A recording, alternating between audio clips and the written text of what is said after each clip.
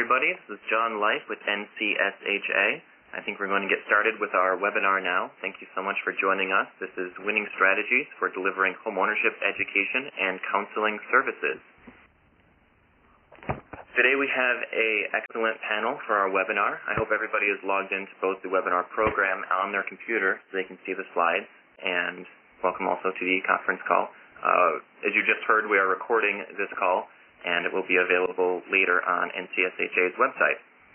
So today I am joined with Doug Dylla, consultant and researcher from Doug Dylla Consulting, David Haney, the executive director of the Wyoming Community Development Authority. We have Mike Haley, the assistant commissioner of Minnesota Housing, and we also have Sarah Gerecke, senior policy advisor with HUD, and we also hope to be joined by Marietta Rodriguez from NeighborWorks America shortly. Yes, I'm on. Oh, great. Welcome to the call, Marietta. Glad you could join us. Thank you. Well, today we are going to be covering a variety of topics regarding homeownership education and counseling services. We're going to be covering a summary of recent research about State Housing Finance Agency support for homeownership education and counseling. We're going to be having an update on national industry standards from Mike Haley. We're going to be learning about HFA nonprofit partnerships in both Wyoming and Minnesota. And then we're going to be hearing from Sarah and Marietta and feedback from HUD and NeighborWorks. And we're going to have time at the end for questions and comments from you. Get on. If you would like, during the call, please feel free to offer your questions or comments when you feel appropriate. So with that, I'm going to hand the conference call, the webinar, over to David Haney, who's going to be giving us the background on this research project. David? Good afternoon, everybody.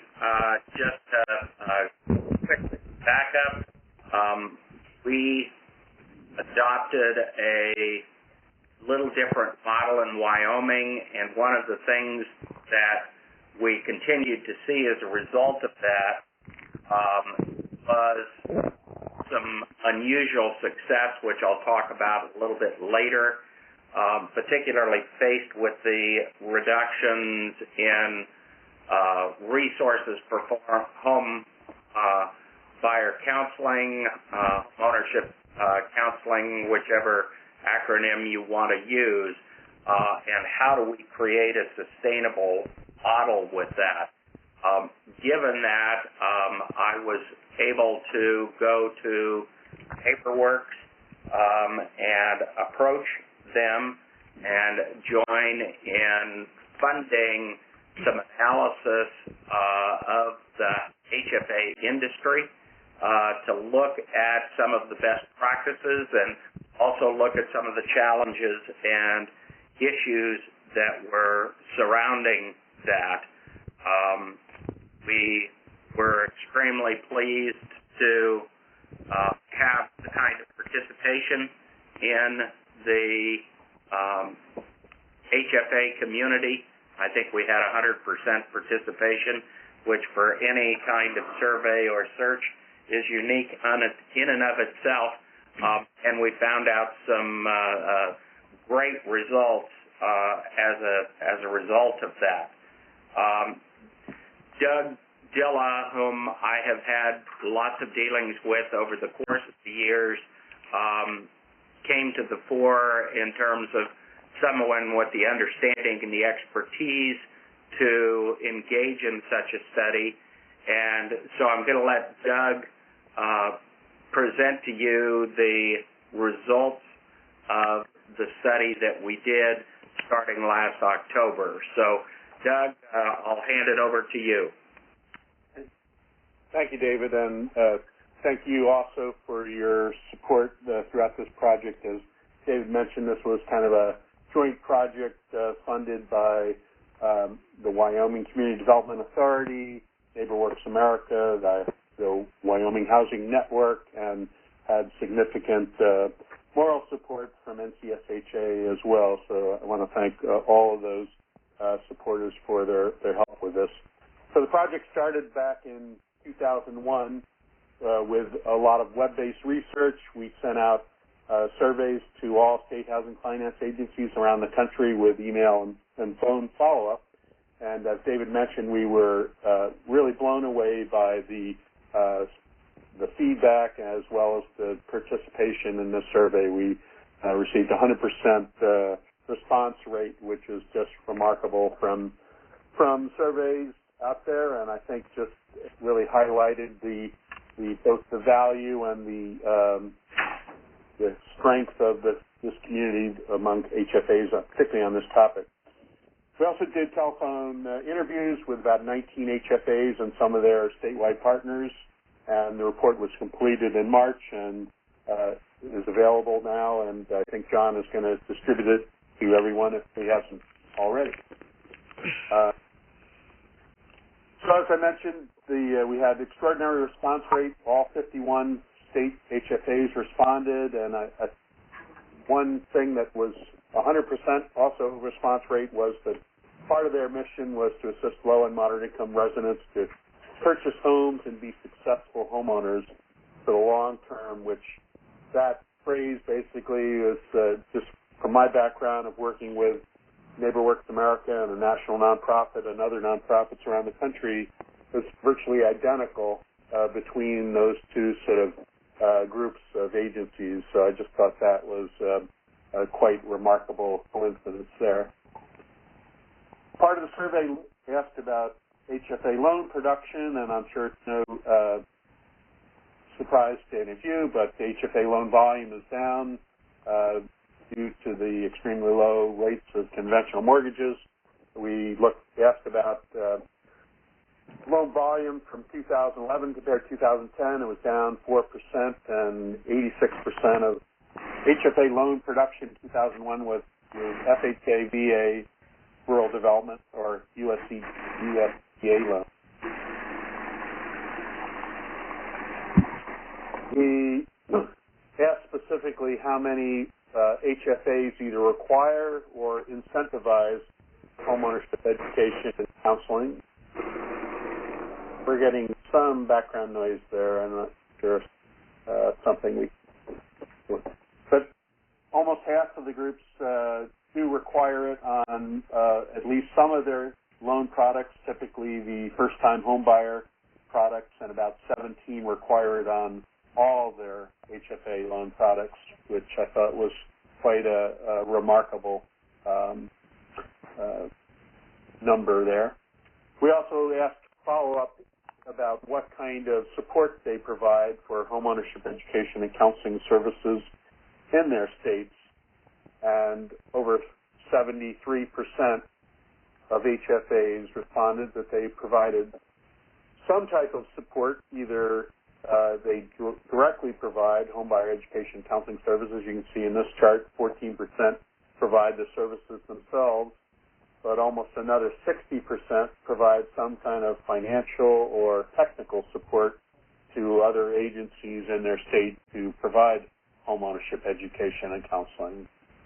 So we drilled down a little further there and asked, well, what kind of support for those agencies that do provide support for homeownership education and counseling services, what type of support you provide. And you can see we also asked it not only the type of support, but what type of counseling do you support, both whether it's pre-purchase homeownership education and counseling, or in this case, the red band here in this slide is foreclosure intervention counseling, and the green is for post-purchase counseling. So you can see 30% of the agencies, which really translates to about 60% of the HFAs out there, provide financial support to nonprofit organizations in their state. The same number provided for foreclosure intervention counseling and about 14 for other post-purchase counseling efforts. And you can see similarly, so it drops off a little bit, but in terms of technical assistance and convening meetings of those agencies to coordinate for the partnerships and even training and certification of local counseling agencies. So by and large, there was a broad range of technical support offered to these groups by a vast majority of HFAs around the country. We asked what did they view for the future opportunities or projections for support of homeownership education and counseling. And we ask this particularly because many of the local agencies have been struggling with the loss of funding over the last few years from state and federal budgets. Two-thirds of HFAs thought that their support would stay the same over the next several years, while 21% said it would decrease. So by and large, we thought that was a very positive response there. For those agencies that didn't require homebuyer education counseling, we asked why, and two very specific reasons popped up. Was one, they felt that the requirement for homeownership education and counseling would put their product at a competitive disadvantages relative to some of these other products in the marketplace. And then secondly was a more statewide issue that they felt the delivery of the homeownership education counseling services were either inconsistent or not provided throughout the state, so that consumers wouldn't be able to obtain those. When we asked the other question of the key reasons for supporting homeownership education and counseling, very strong support here. 98% almost thought it prepared borrowers for the complexity of home buying. 93% felt that it reduces loan delinquencies and foreclosures, and 88% felt it creates stronger and more successful home buyers. And just to back that up, and Sarah Gerecke from HUD, who is another speaker on the call today, will talk about several recent studies that they've released that also highlight the value of counseling, but four that have come out in the last decade that really underscore the value are the Zorn study from Freddie Mac 2001 saying that homeownership education counseling can reduce loan delinquencies by up to 34%. A study in 2002 talks about improved financial health and increased knowledge. Another 2002 study talked about more efficient transactions, which frankly this study is one I think will be important to sort of promote to lenders and realtors out there. And then finally a study that was partially funded by NeighborWorks America and the National Foreclosure Mitigation Funds from the Urban Institute talked about increased mortgage sustainability, and Marietta Rodriguez from NeighborWorks can perhaps talk about that study in a few minutes. So to kind of wrap up some of the key findings from this study, again, that we're really very glad and that 100% HFAs not only responded but really felt that at least part of their mission was to support and promote sustainable homeownership. Over 90% think that homeownership education counseling adds value to the home buying process. Almost three-quarters of HFAs support counseling in some sort of way, but they did feel that requiring it would be disadvantageous to them in the current marketplace, or that the statewide delivery is a problem either because of the quality or efficiency. Second series of findings that HFAs would be willing to increase support if there were better ways to promote the value to borrowers, realtors, and lenders, if there were more high quality and consistent service providers throughout their states, and if they could be delivered in faster and more efficient ways. Some of the best practices that we highlighted, both in terms of the survey and some follow-up interviews, were many very effective statewide intermediaries that operate in a number of states, and we'll hear about a couple of them in a few minutes, in Minnesota, Wyoming, Montana, Colorado, Georgia, Florida, Tennessee, and Connecticut. I think these statewide intermediaries have been strong partnerships for many of the HFAs in those states and have provided tremendous value in terms of helping sourcing buyers and providing a pipeline of trained customers for their loan products. And then as it's moved towards more efficient and cost-effective counseling services, you move to some online education components such as eHome America or phone counseling. Another series of best practices were, again, the use of these nonprofit networks to help leverage HFA services in terms of outreach, sourcing, secondary financing, such as down payment and closing cost assistance, foreclosure intervention services, other kind of financial literacy and post-purchase counseling services, and even in the cases of 14 states originating loans directly for the state agency. So some of the opportunities that became clear, I think, from this study was the opportunity to really expand the partnerships with nonprofits in many states here, thinking about ways to build those partnerships to really increase production.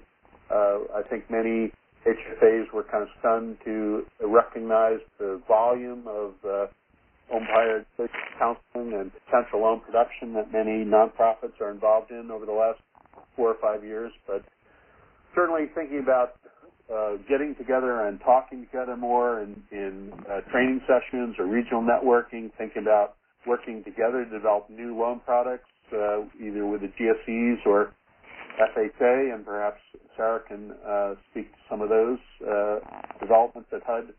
Thinking about joint targeted outreach campaigns, such as the SCAM campaign that Marietta will talk about, I think, in a few minutes. And one of, I think, the best-kept secrets in terms of NCSHA and HFA to have out there, I think, is the performance of your loans. The few portfolios that I've seen around the country have extraordinarily good loan performance, and I think that's a story that's not well known and should really be out there in a much stronger sort of fashion.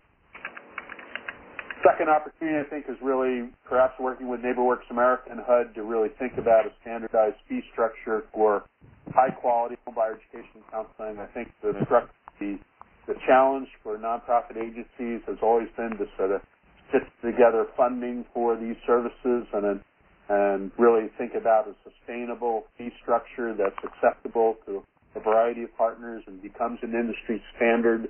And I think we're close to that and need that, and I think that's something that HFA is working with some of the other national intermediaries, and HUD can hopefully get there, and then promoting the value to consumers and industry partners, particularly realtors and other lenders.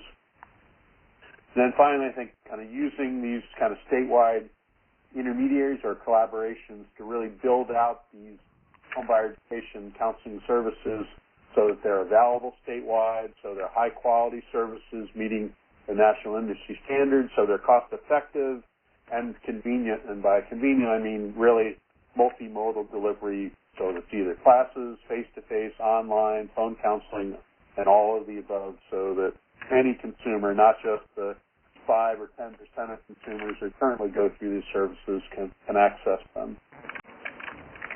So just to wrap up my piece, so the HFAs and nonprofits, I think, share similar missions and target markets. I think there's a recognition that homebuyer education and counseling services add value, but really need to be adapted to better serve the needs of HFAs, and it does seem like expanded partnerships, particularly through these statewide intermediaries, could be truly win-win-win situations for HFAs, for the nonprofit counseling agencies, and for consumers as a whole out there. So with that, I think I'll pass off to Mike Haley to talk about some of the national industry trends. Well, thank you very much, Doug, and good afternoon, everyone. It's a privilege to be with you this afternoon. And I thought the results of the survey that Doug conducted were really quite fascinating. It's clear that a majority of housing finance agencies support homeowner education and counseling. But it's also clear that housing finance agencies want consistent guidelines and quality services to be provided.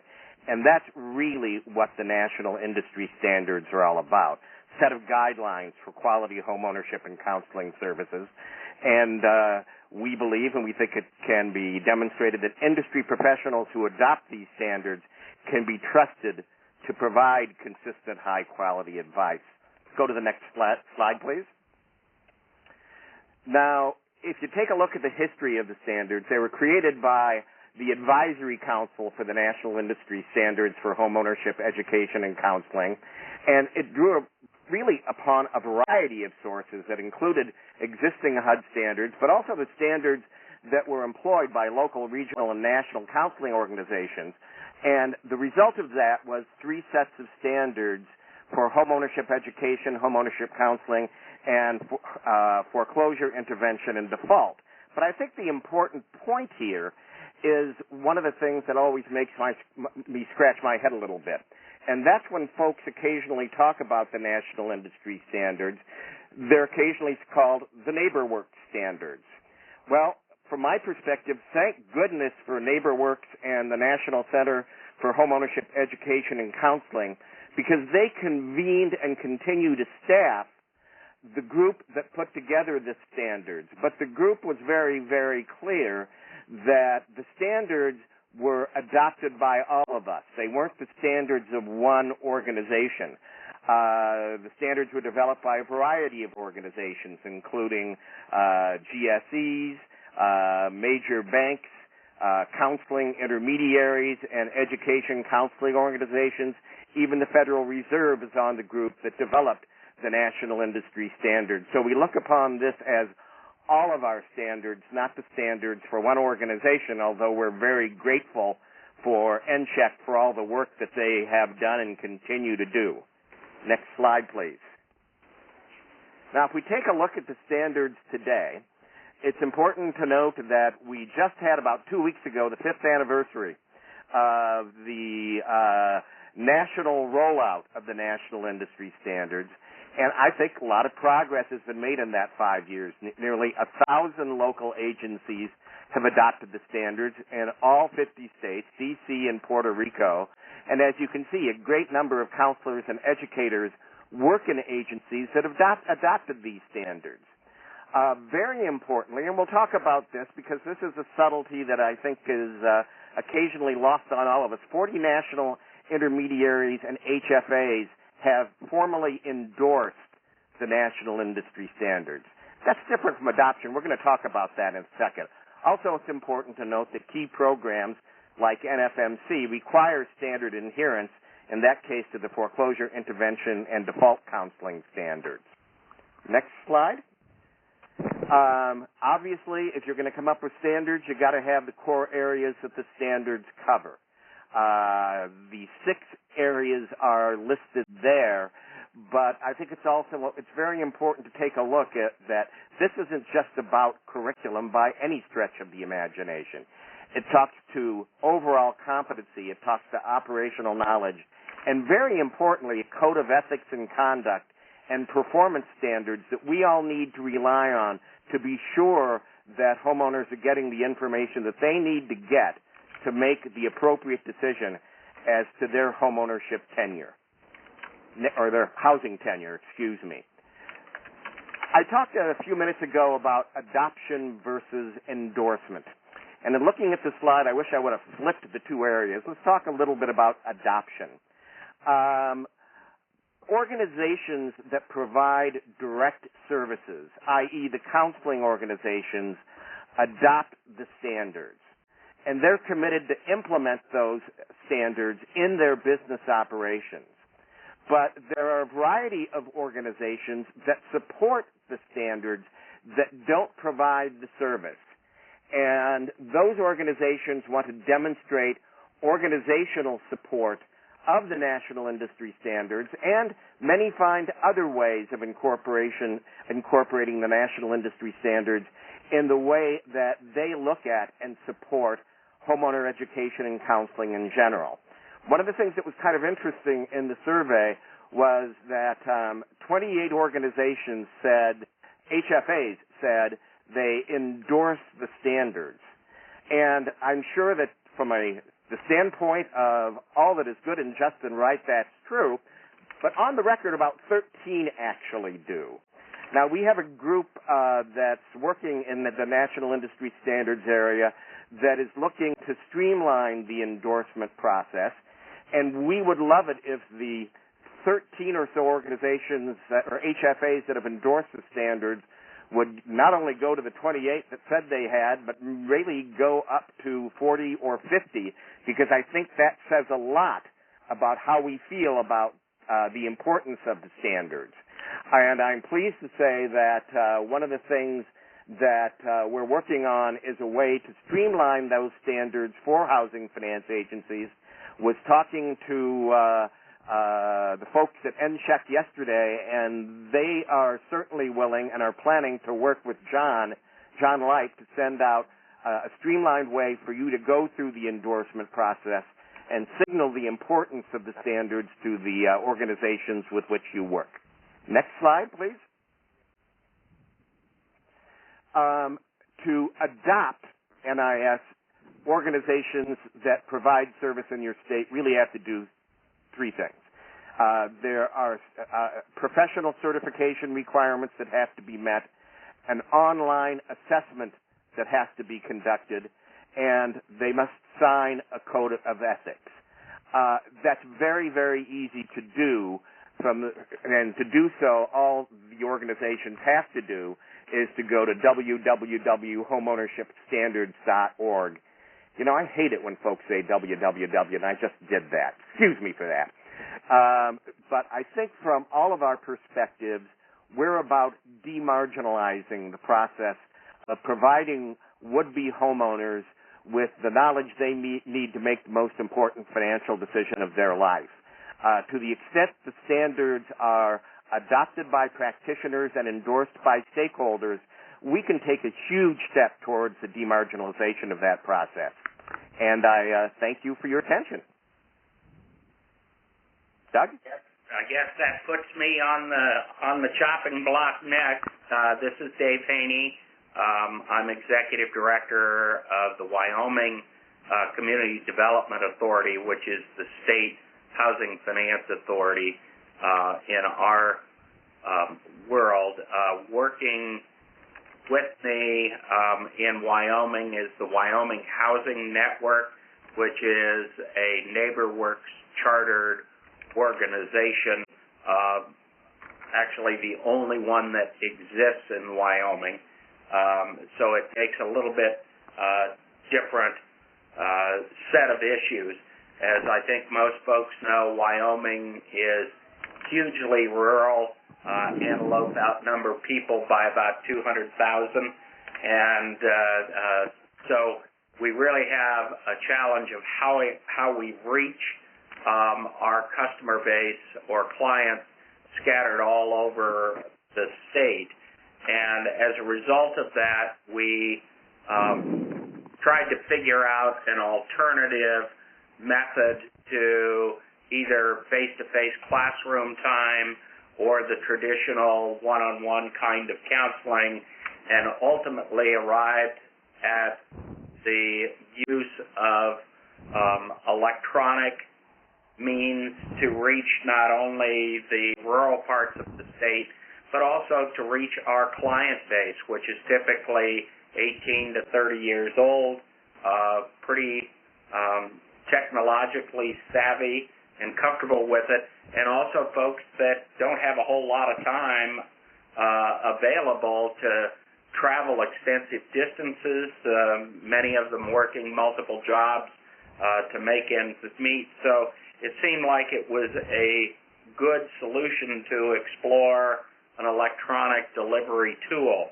We looked at a substantial number of online systems scattered all over the country, ultimately selected the eHome America platform, which was actually put together by another NeighborWorks chartered organization in Kentucky. It seemed to fulfill what we were looking for. The eHome platform, when we started with it, had not yet been endorsed by NeighborWorks, and we were able to successfully help to negotiate that piece, both the consistency that Doug alluded to before that is necessary to meet the national industry standards, as well as consistency with NeighborWorks pre- and post-purchase counseling activities. We went to are really our only statewide nonprofit, and said, we need to partner with you. We no longer want the responsibilities for managing the homebuyer education process, but we think you do it better than we do. And as a result of that, we stepped in with the Wyoming Housing Network to try to figure out how we're going to do that. One of the other things that folks have alluded to before is that very typically in the home buying process, the real gatekeeper is the realtors, and we have right now a process that we're piloting in Wyoming where we were able to get the national organization that certifies continuing education for realtors to bless the eHome America platform curriculum, and we're in the process of kicking that off now with the hopes that folks who take that education will feel less threatened and more comfortable with getting a qualified buyer that they, in effect, spend less time with. We also have married this over the course of the couple of 2 or 3 years that we've been doing it with more core financial education, financial literacy, bringing together all of the various collaborators in Wyoming who deliver that kind of piece, the Jump Starts and folks like that, to figure out how we are able to better deliver that as we go forward.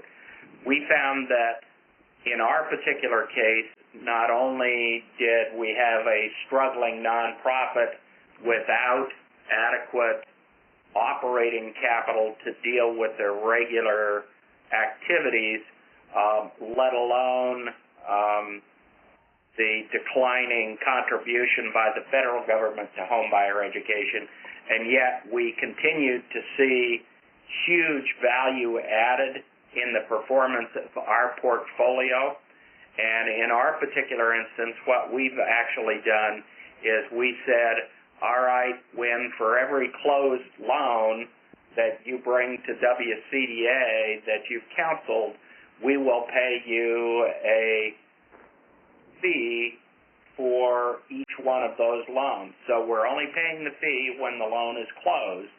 So we have a measure of performance under which we can see how this is working. Our loan performance has always been exceptional. It's even been better than practically everybody else in the country over the course of the last 4 or 5 years as the economic circumstances have changed. Indeed, Wyoming Housing Network in Little Old Wyoming has for 3 years running been the most successful in terms of having counseled people individually than anybody else in the NeighborWorks network of 230 some odd people. So it's been a very successful model. At the same time, we stabilized the operating experience of the nonprofit. That nonprofit has grown to be doing multifamily development as well as a good deal of the financial education pieces. Indeed, they are likely to be the recipient of the robo-signing settlement in Wyoming to further their education and counseling piece. I think one other little spin that I'll put on this is that as Treasury has recognized the value of the HFA model, particularly the homebuyer education, and the performance in our underlying loans, they have presented us with the opportunity to use the HFA preferred product mix that they introduced last December and January. Interestingly enough, they impose a requirement that people take home buyer education in order to qualify for that product, which I think is another manifestation of the value of the home buyer education. And certainly all of us, if you go back to the mission that Doug alluded to before, not only do we want to get people into quality, affordable housing, we want to keep them there, and the way to do it is with good, high-quality education, and we think this is a great model. With that, Mike, I'll jump back to you, and you can talk to folks a little about the Minnesota experience. Well, thank you very much, David. Once upon a time, about 20 or 21 years ago, many of us may have gone through the same thing. We would have meetings with our not-for-profit housing partners that were providing a variety of services. And at the end of the meeting, there would be an announcement made with a degree of fanfare, and we provide homeowner education and counseling. And it almost got to be a drinking game for us because everybody was getting into the business.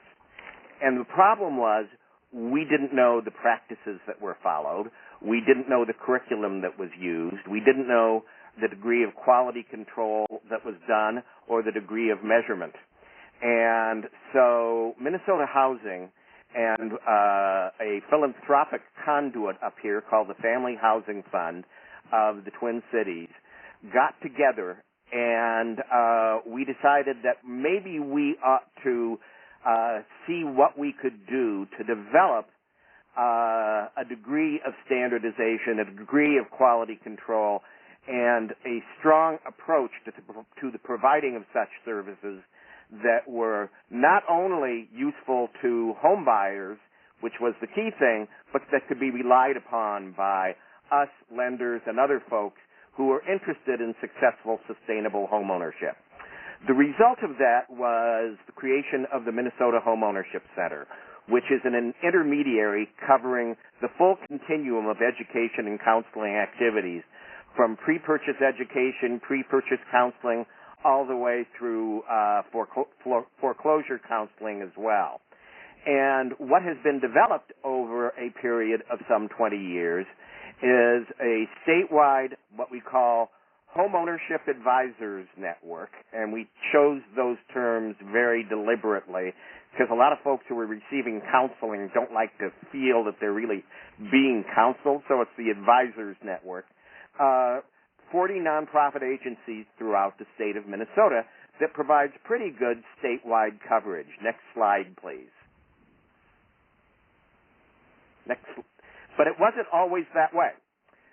Because when the Minnesota Homeownership Center was formed, we're just coming up on its 20th anniversary, it was formed so that it would be an intermediary that covered what turned out to be 5 counseling or education and counseling organizations solely in the cities of Minneapolis and St. Paul. And then the same thing started happening with other organizations in greater Minnesota. So there needed to be another intermediary for them, and as we called it at that time, a summit was convened in Rochester, Minnesota, and I only had one preconceived notion, and that was that the intermediary wouldn't be Minnesota Housing. So, of course, it was.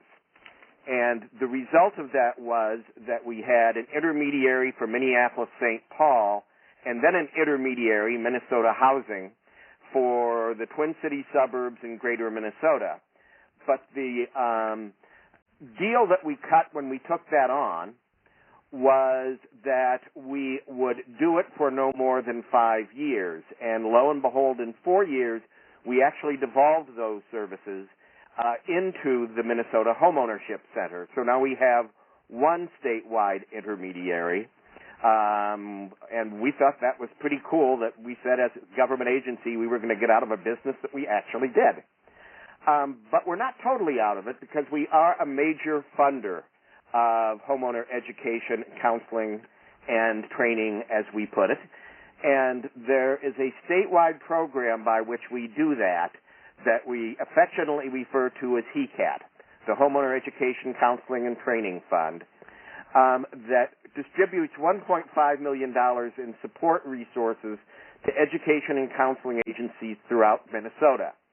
The funders of HECAT include Minnesota Housing, two nonprofit financial intermediaries, the Family Housing Fund that I mentioned earlier, and the Greater Minnesota Housing Fund that covers beyond the Twin Cities, and the Homeownership Center itself. Because what folks have learned, what organizations have learned, is they can contribute money for distribution to other organizations through the Homeownership Center, get a tax deduction for doing so, and then they, of course, oftentimes don't have to make the hard decision of which education and counseling organizations they choose to support. They've gone through the overall conduit. So what we've put together is a one-stop shop where instead of applying to a bunch of different organizations, educators and counselors can apply to once a year, and we will distribute those resources based upon a goal achievement standard that folks agree to. I want to point out that to apply for HECAT, we require adoption of, and remember the word adoption versus endorsement, adoption of the National Industry Standards Plus, because actually Minnesota has a couple of standards beyond the national industry standards. So moving to an embrace of the national industry standards was very natural for us to do. Two other key innovations that the Homeownership Center is involved in at this particular point is, first, it's the home of the Minnesota Emerging Markets Homeownership Initiative. One of the things that we think is particularly important in Minnesota is to assure that the opportunities for homeownership are broadly distributed to all markets, and we learned that minority markets, emerging markets in Minnesota were far less likely to be homeowners than the so-called majority population. So what we wanted to do is to work to increase that homeownership rate for those who made that 10-year choice, and the Homeownership Center has become the focal point for those activities. The last thing that we're really pleased about is the development of the Framework online education tool that is going into pilot at this particular point, that I think is an enormously robust online education tool that I think will, quite frankly, become the gold standard for how that is provided. It was developed by the Minnesota Homeownership Center as well as the National Housing Partnership Network, and as fall rolls around, we're looking for a not only Minnesota rollout of that, but a national rollout as well. Next slide, please. The results, well, just last year, we, for homeowner education, 5,800 Minnesota, mostly would-be first-time home buyers received training. 2,000 were counseled. We're pleased that out of folks who were trained and counseled, 1,900 purchased homes with a Minnesota housing loan product. We think the model that we've used has worked enormously well in Minnesota, in that we have an umbrella organization that assures the quality and consistency that I think we all strive for. Thank you. Thank you, Mike. And next we have Sarah Gerecke, Senior Policy Advisor at HUD, to give her some comments on these topics. Well, thanks, Doug, and thanks to all the listeners who are committed to the subject of counseling. I was just going to lift up two things for this call.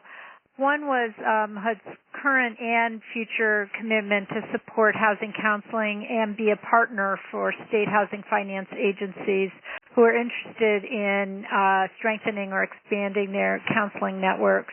Today we are both committed to quality counseling, and to the extent that concerns were raised in Doug's survey about the quality of counseling available or the scale, we'd really like to work with you to target training and support, or to address quality issues that you may be aware of. It is a HUD-approved organization that is part of our purview. We also have just this week issued two studies on the effectiveness of housing counseling to add to Doug's table. And the full studies are available for download at the HUD.gov website. I'm not saying www. The findings, just to cut to the chase, are very, very interesting. There's a lot of demographics about the nature of the people counseled and the types of outcomes they received 18 months after counseling. This is not a gold standard study in the sense that it did not have a control group, and it was done during the height of the financial crisis in 2009 and 2010, so there were some limitations to how robust we could follow the counseled customers. But in both cases, hundreds, nearly 1,000 people in one case were enrolled in the studies. And in the case of pre-purchase counseling, HUD found 35% of the participants became homeowners within 18 months. I think with most of you, that's probably something to celebrate if 65% realized that homeownership was not right for them at that time, thanks to the help of a counselor. On the post-purchase side, our study revealed that with a counselor's help, nearly 70% of those counseled obtained a mortgage remedy to retain their home, and 56%, half of the people surveyed, cured their defaults and became current on their mortgages with the help of a housing counselor. So we think that those, to the extent there are many unbelievers or people uncertain about the effectiveness of counseling out there, this is just another arrow in the quiver for the reasons that housing counseling, in fact, adds value, not just to the lenders, servicers, but to the neighborhood and the quality of life for the families themselves. So HUD's currently continuing in its research and reviewing the quality of its programs. We're also seeking to expand and broaden our partnerships with states. And to that extent, I just want to say a word or two about the national mortgage settlement. I'm sure each of you are more aware of the status of that in your state than I am. I do just want to say that HUD has been active in encouraging states that wish to provide support for housing counseling and legal services, other matters envisioned by the settlement. We are providing assistance to help structure an expansion of a program, answer questions that may come up from the attorneys general or governor's offices, and work with existing HFAs and networks to take advantage of the opportunity to connect consumers to the benefits offered under the settlement. One of the points we're making in the states that we've had these conversations with, and it echoes what Doug said earlier, is that we really strongly believe that strong statewide networks are a very, very important strategy for helping strengthen counseling networks within a state and connecting consumers to all of the possible sources of help that are available both nationally and within the state. We also see that the counselors will be serving a role in making sure servicers adhere to the codes of conduct in the settlement, and we are preparing to offer capacity building and assistance for states in their plans. Obviously, each state is very different. In some cases, the HFAs, the governors, and the AGs are all on the same page and are all planning to devote funding partially or entirely to expanding counseling and legal services. Other states, as Mike said, are either prohibited by law or prohibited by policy, perhaps to move in a different direction. We're not taking a position on that, but to the extent any state wants to use the funds to strengthen the counseling network, we want to provide any assistance they need. Lastly, just to reiterate from a point that you may be wondering about, we are preparing to implement the Dodd-Frank rules regarding the creation of an Office of Housing Counseling and many different requirements there. We believe that that will be, and we hope that will be done internally at HUD over the summer, and that you'll start to see some of those changes in the next few months.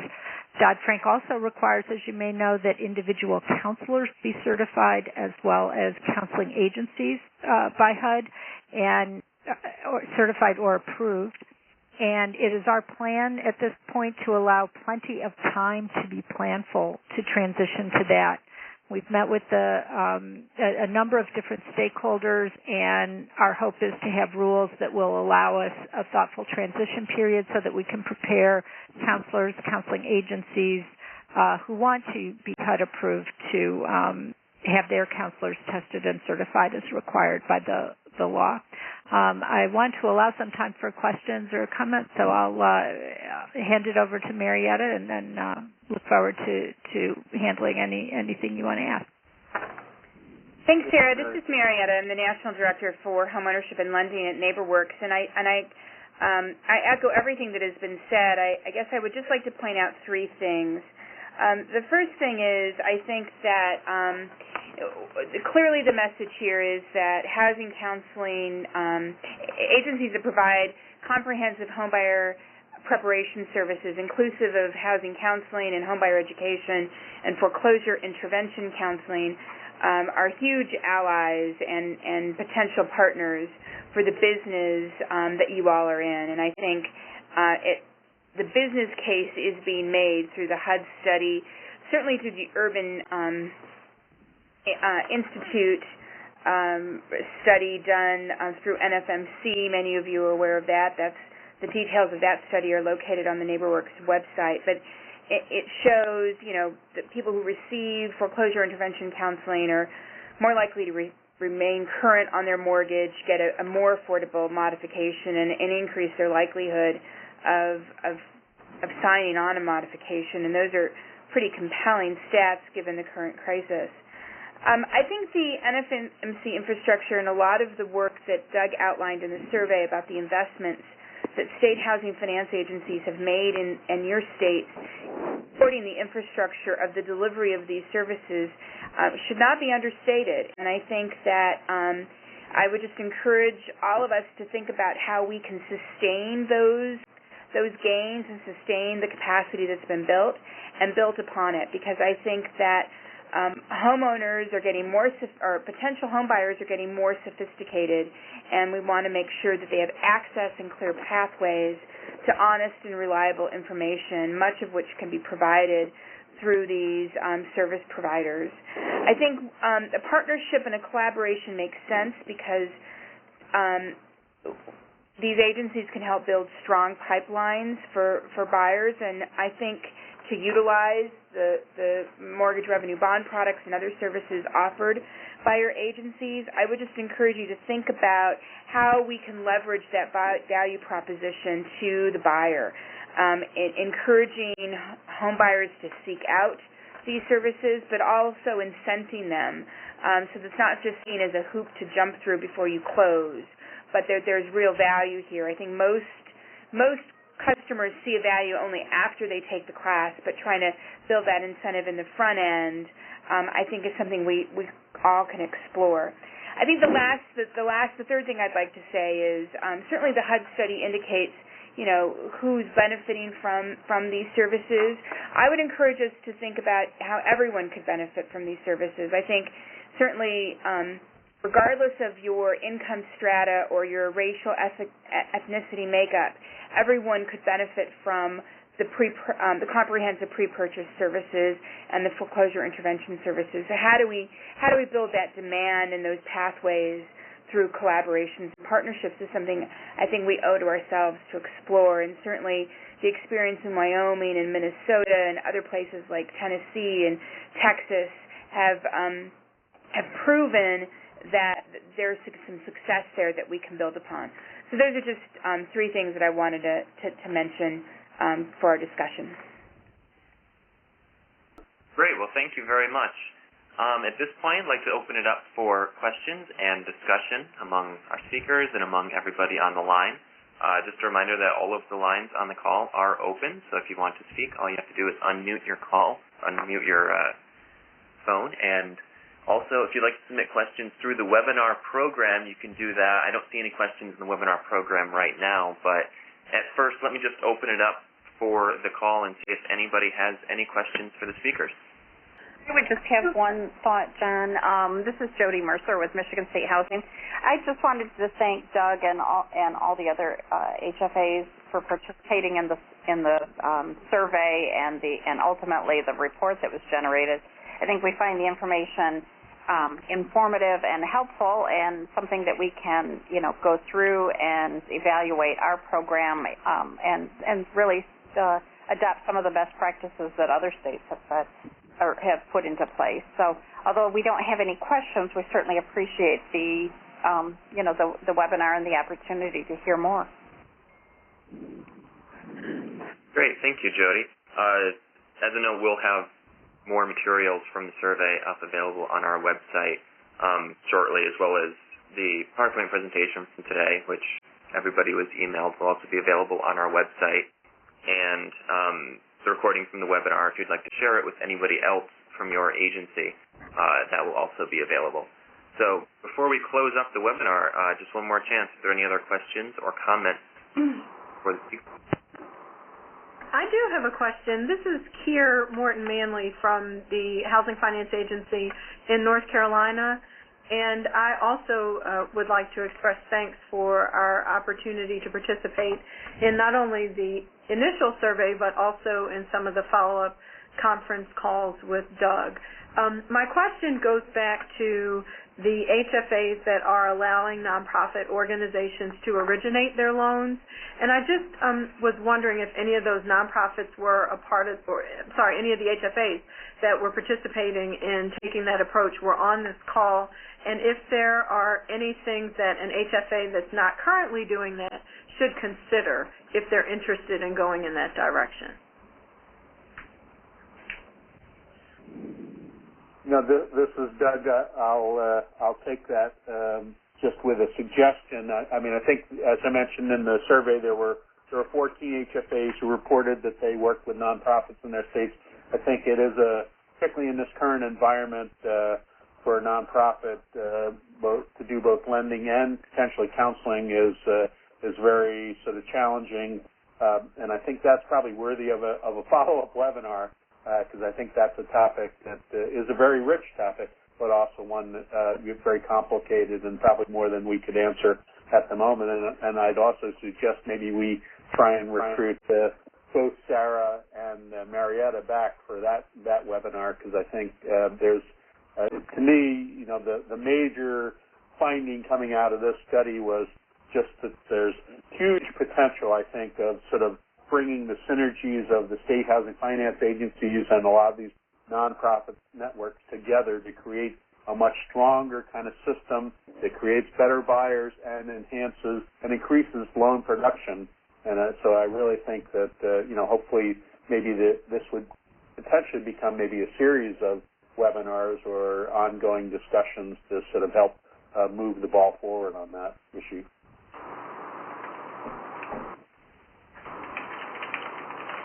Great, thank you. We have a question from Nancy Slantveen for HUD about what will the individual certification requirements look like for counselors.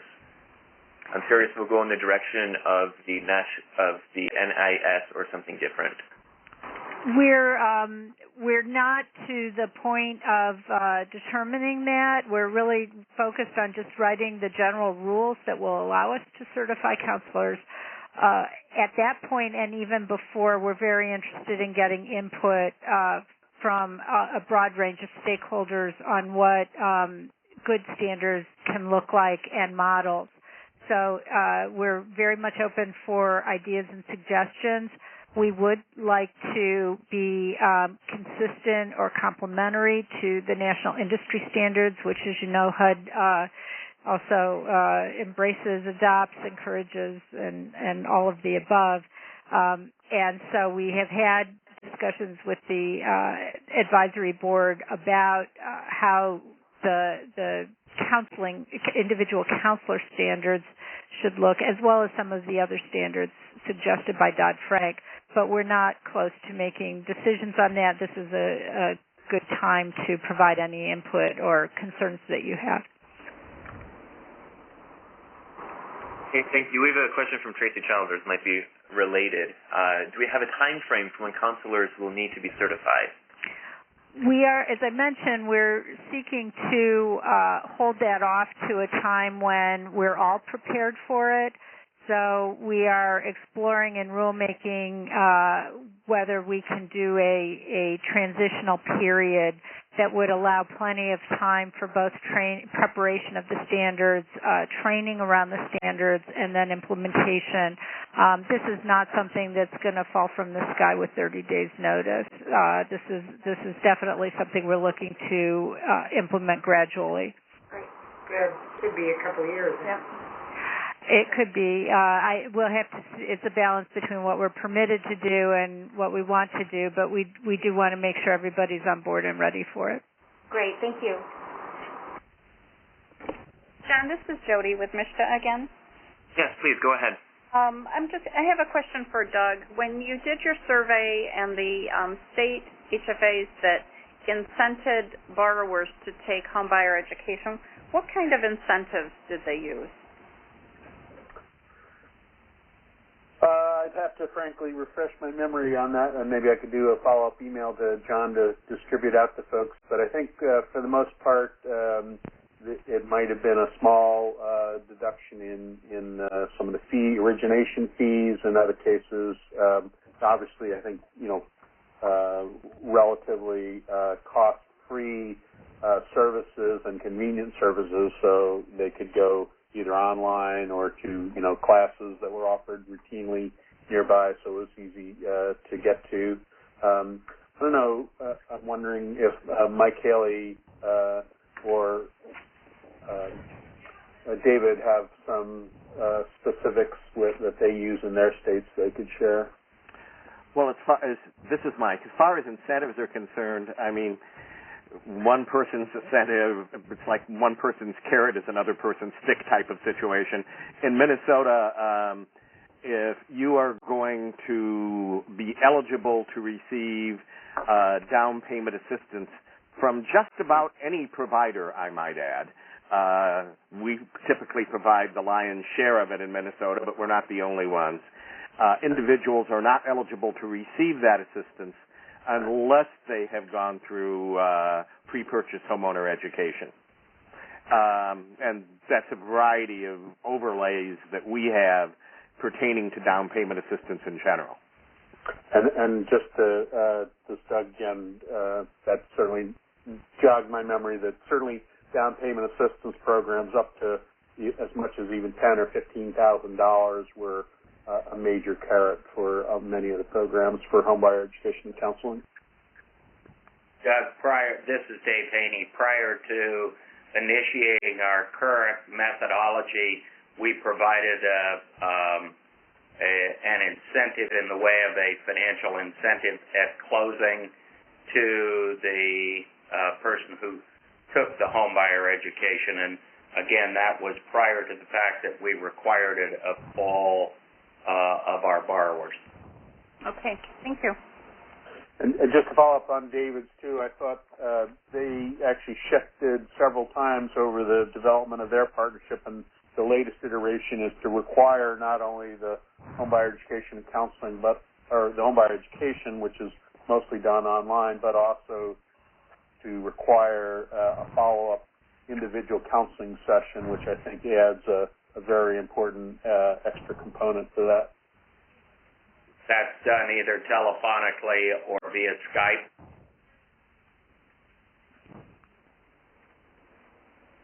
Great. Do we have any other questions for our speakers? Or any other comments about the webinar? Great. Well, with no other questions, I'd like to thank everybody for calling into the webinar today. And please join me in also thanking our speakers. So thank you, everybody, for joining us, and have a nice afternoon.